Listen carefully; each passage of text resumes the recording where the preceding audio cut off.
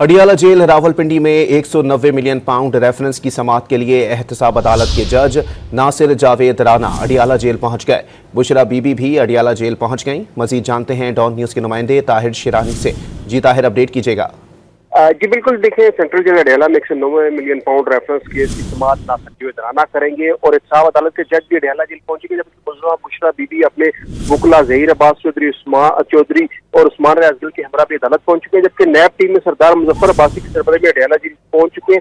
समाअत के दौरान आज हतमी गिरान का आगाज किया जाएगा। गुज़िश्ता समाअत और मुलजमान बानी पीटीआई ने 342 के सवालात के तहरीरी जवाब दाखिल करवा दिए थे। सेंट्रल जेल अडियाला में 190 मिलियन पाउंड रेफरेंस केस की समाअत नासिर जावेद राना करेंगे और एहतसाब अदालत के जज भी अडियाला जेल पहुंचेंगे, जबकि मुलजमा बुशरा बीबी अपने वकला ज़हीर अब्बास चौधरी और उस्मान रियाज के हमरा भी अदालत पहुंच चुके हैं, जबकि नैब टीम में सरदार मुजफ्फर अब्बासी की सरबराही में अडियाला जेल पहुंच चुके हैं।